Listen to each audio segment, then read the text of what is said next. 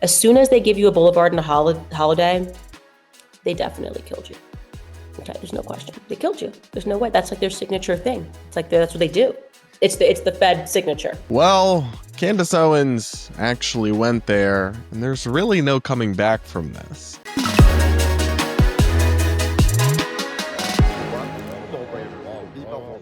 We're going to break down the latest escalation in right-wing YouTube star Candace Owens' conspiracy theories about Charlie Kirk's death, and so much more on today's episode of the Brad vs. Everyone podcast, my daily show where we take on the craziest ideas from across the internet and social media, all from an independent perspective. And up first, like I mentioned, we are going to check in with Candace Owens, who is a podcasting and YouTube giant. Her shows continue to be massively popular. So many people tune in and listen to them, but she really is making some very, very drastic claims about the death of her friend Charlie Kirk, and she just took those claims to another level. Now, I'll start with including the disclaimer that I always do when I talk about this, which is that my heart genuinely goes out to Candace. She lost a dear friend, and we all process grief and trauma in different ways,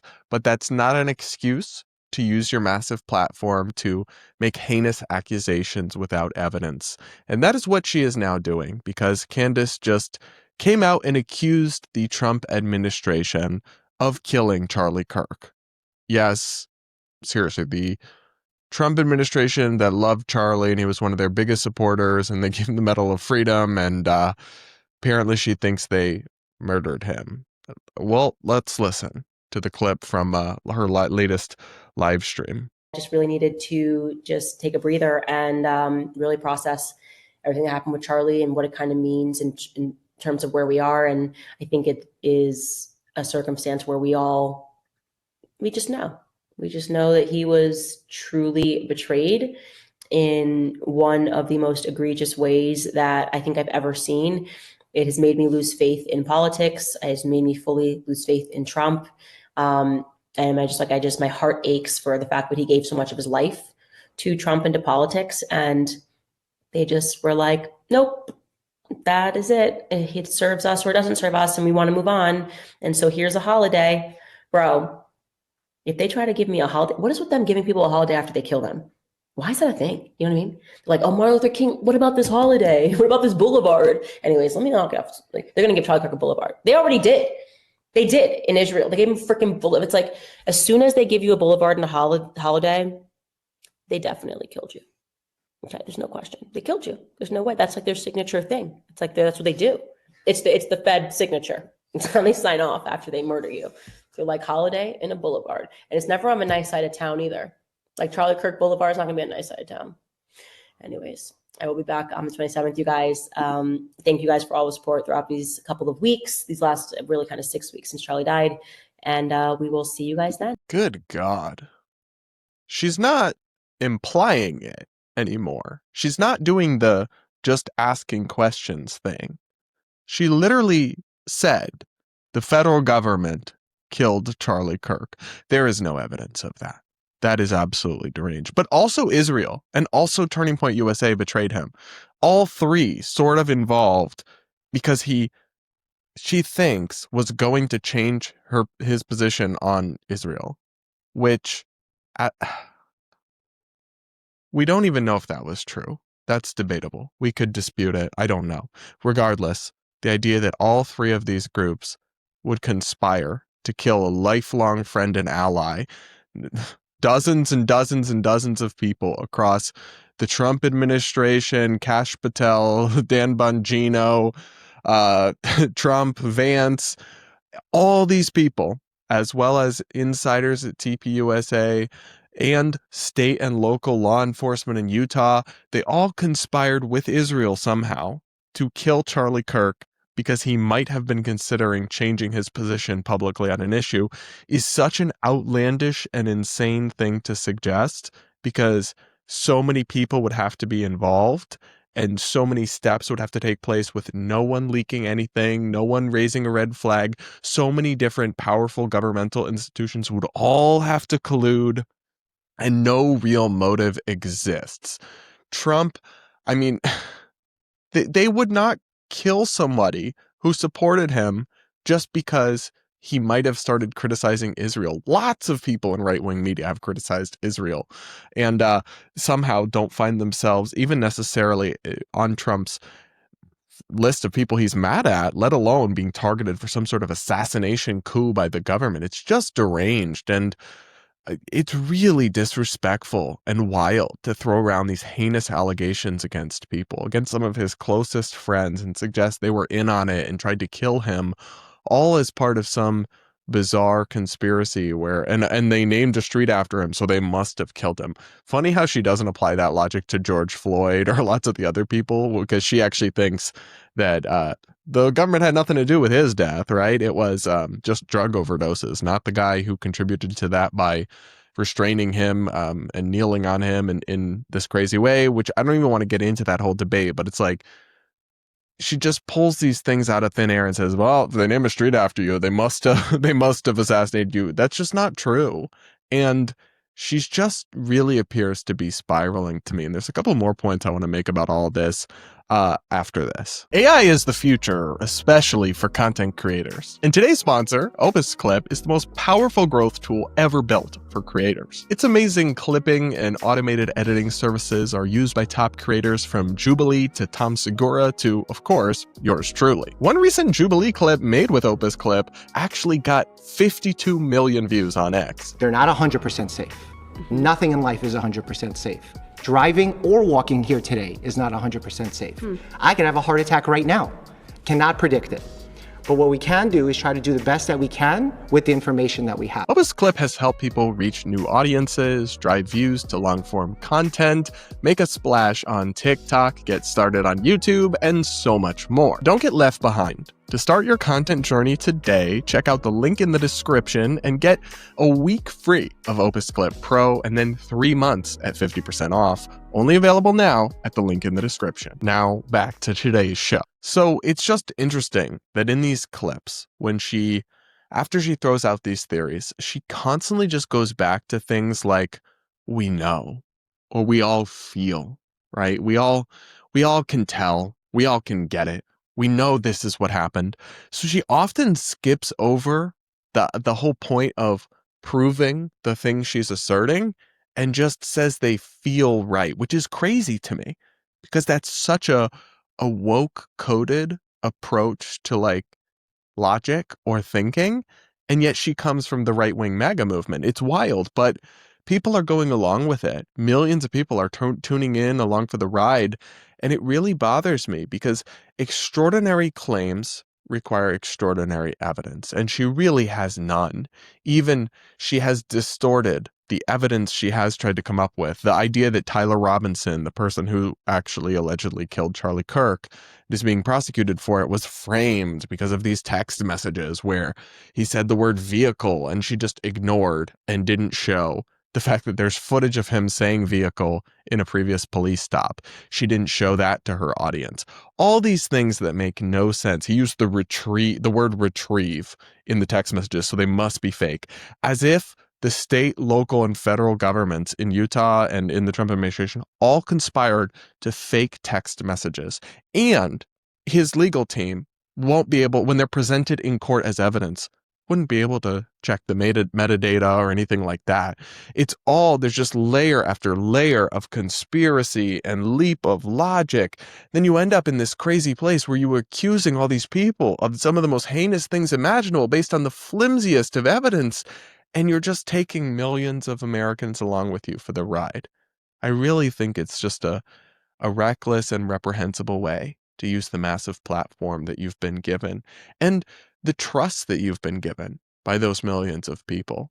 And while, again, I have compassion for her because she's processing a major loss of a friend, it is a really disrespectful way to handle this, to insult basically everyone he knows by suggesting that they were in on an inside job murder of Charlie Kirk, an elaborately staged one at that. I don't know, man. I find it very demoralizing that people like this are given the largest microphones in political commentary today rather than the mental help that they need. I mean, I want to show you another clip from Candace from the same live stream. This one, maybe she's kind of joking, but with her, you can never really tell. Take a listen to this. Leading people into AI, I have always sensed it's demonic because I'm telling you, I don't even think these people are human. Like I look at Elon Musk and Sam Altman and Peter Thiel, and I'm pretty sure they're hybrid. You know what I mean? Like they just look like an Apple software that I should be able to download at night, you know, like my phone's getting an update or something. It's something in the eyes. Like, I don't know. I'm like, I know I'm human, but I don't know if I stabbed you if you bleed, you know, I'm not going to stab them, but I don't know if they bleed all the way. I think a battery would fall out. You know what I mean? And I just get that sense. I've always known it was demonic. And so this one, maybe I'll try to give Candace the benefit of the doubt and say that's a joke. But like, she really does think that all of this comes from demons and all this kind of supernatural stuff. So obviously, you know, Elon Musk is not in fact a cyborg, you know, half man, half human. That's just called Asperger's syndrome, by the way. What she's observing about how these people are weird, yeah, that's just called being on the spectrum. It's called being a little autistic. Anyway, though, they're obviously not actually half robot or whatever. And maybe if I want to give her the benefit of the doubt in that part, maybe she's like joking. Maybe she doesn't mean that literally. But with her, it's hard to tell. I mean, she literally thinks dinosaurs are not real, right? She thinks that people are in possessed by demons, and that explains everything that's going on around her. So yeah, I mean, it's hard to say. I guess maybe if we just want to be generous to her and interpret her with the best faith possible, we could write that one off as a joke. But when you put it all in the context of all these crazy things she keeps saying, I don't know. I don't think she's well. It's giving high functioning schizophrenic to me. And I'm not saying that as a put down. I'm not saying that as an insult. I'm genuinely saying that as an observation. And I would hope that the people around her could get her help and also make her stop doing this. Stop subjecting the Kirk family and his lifelong friends to this deluge of hate and conspiracy theories suggesting that they somehow killed him. It's just a really unconscionable thing to do to people who are grieving when you have no real evidence of such extraordinary claims. That's my take. You guys let me know what you think in the comments. Make sure you subscribe, like, yada, yada, yada. Remember, send in your voicemails for our Voicemail Friday episodes where I react to your woke horror stories, give you advice on your personal lives, and answer any questions you guys have for me. The link to send in one of those is, as always, in the description. Now, up next, we're going to talk about some drama involving a Democratic candidate and his shady internet history, and what I would call some inconsistency from prominent left-wing influencers. This is all about Graham Plattner, who is running, and I think looks likely to win, the Democratic nomination for Senate in Maine to square off with Susan Collins and try to take that seat for the Democratic Party. Now, he is under fire right now for having a Nazi tattoo.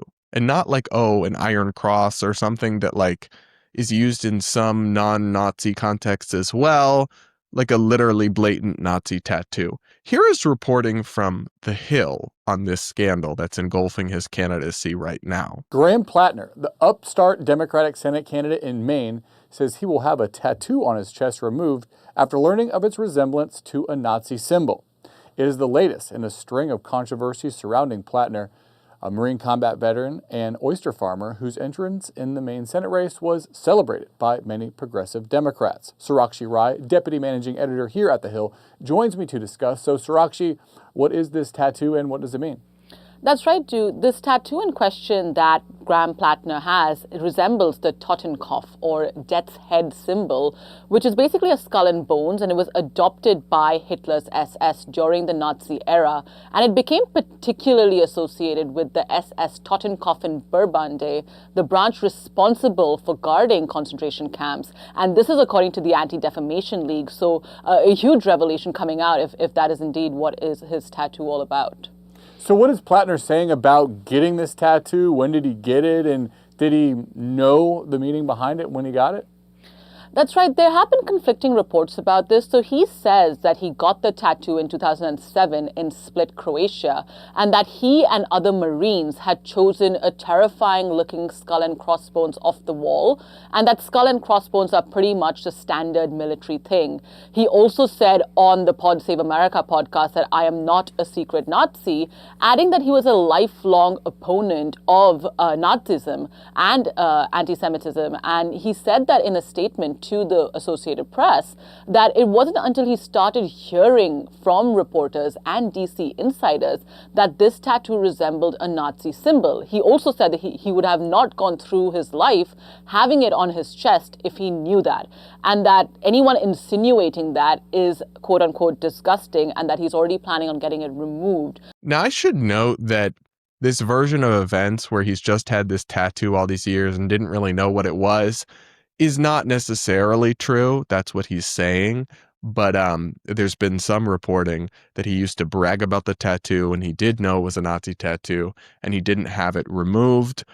But no, I don't think this guy is a literal Nazi. I don't think he wants to kill Jewish people or anything like that. But I don't necessarily buy the idea that, oh, I just got a skull and crossbones and I didn't know all these years what it meant, when you actually have acquaintances of his telling reporters that he used to joke and brag about his Nazi tattoo and show it to people at the bar. I don't know. I doubt that. And the main issue I have here is the Democratic Party pushed cancel culture, and progressives pushed cancel culture so hard for so many years. And now many of them are essentially shrugging off a dude on their side with literally a Nazi tattoo. There's a great example of this is Crystal Ball, who the progressive commentator, who, to be fair to her, is not like she's never been a big cancel culture warrior. She is not that kind of like woke. She's not like super woke or whatever, but she has accused Republicans of kind of Nazi adjacent allegations in the past, and then is suddenly very interested in dismissing this. So she put out a post on X. For me personally, I'll take a candidate with a regrettable tattoo over one who has steadfastly supported a genocide. So I'm sorry. I think this is kind of a BS cop-out. It's like, well, this person agrees with me on Israel, so I'll just write off whatever major personal failing that I would never accept on the other side. Oh, well, this candidate's accused of rape. Well, at least he doesn't stand for a genocide. It's like you're just using one foreign policy issue where you strongly feel that there's a moral compelling element to you, which I understand why you feel that way, to kind of opt out. It's a cop-out of actually addressing this fact, this major allegation against your candidate. And I don't think that it's honest. And then to say like a literal Nazi symbol is just a regrettable tattoo is just such a diabolical downplaying of words and wording that it's just she's getting roasted for that, and I do understand why. Now, what's funny is that Crystal and her husband, I believe, Kyle Kulinski, these posts are recirculating on X, led the charge, calling Elon Musk a literal Nazi because of the hand gesture he made during a speech a while back. And Crystal wrote, supported a bunch of Nazi shit, then did this. I'm sure it's not related. So when you have somebody who makes an awkward hand gesture, and they're on the right politically, you call them a Nazi. But when somebody on your side has a literal Nazi tattoo for decades that they reportedly bragged about, it's just a regrettable tattoo, and he agrees with me, so it's fine. I think that's inconsistent. I think that's kind of BS, if you ask me. That's just my take. I'm actually, not to say I don't care about the tattoo, but I'm not as bothered by the idea that somebody would have a crazy tattoo they got overseas and they would joke about it. And like, I don't think he's literally a Nazi. If anything, I think he's more like a left-wing communist. That's not the big hang-up for me with this guy. It's actually other stuff that he's posted. So it's been unearthed by K-File and other reporters that he essentially on Reddit just wrote all these unhinged posts. Some of the things that they're mad about him about, like saying the R word for mentally disabled people or other things, I just don't think are, at the end of the day, okay, lots of people said that. Like, it's not that big a deal. Same with him saying things about gay people, whatever. I'm willing to believe that someone grew and just was, speaking casually and off the cuff and not politically correct on Reddit. I'm not going to clutch my pearls into infinity over somebody having said those kinds of things on old Reddit posts, but I'm more concerned by like the unhinged and violent statements that he repeatedly made.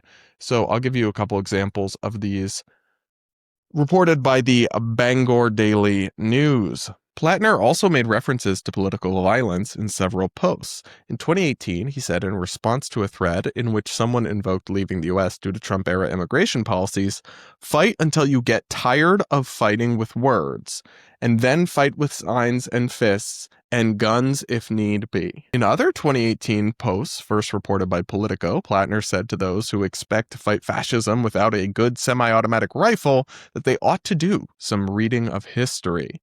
CNN focused on a series of posts from 2021 in which Plattner also called himself a communist, said rural Americans are racist and stupid, called all cops bastards, and used the word retard several times. Again, I'm not going to get hung up on somebody saying the R word a few times, but yeah, when you're saying it's 2021, this dude is 40. So he's in his 30s when he's writing these posts. He's not like this is from when he's 17 and just being an edgelord and he grew out of it. No, he's like a grown man saying he's a communist. He supports violence against, like, political violence in response to Trump's first term immigration policies, which were actually way less controversial than the ones he's doing now. And saying that all cops are bastards and all this other stuff. Yeah, I think this is disqualifying. I think, forget about a tattoo. I'm much more concerned about this stuff. And I think the idea that the Democratic Party will just clap along and appoint someone and potentially even, who knows, he could win against Susan Collins, though I would back her if I was a betting man, who said all this stuff and was this deeply radical just a few years ago, well into his adulthood. Now he's suddenly saying, no. Yeah, sure, I'm friends with Zoran and Bernie, but I'm not a socialist.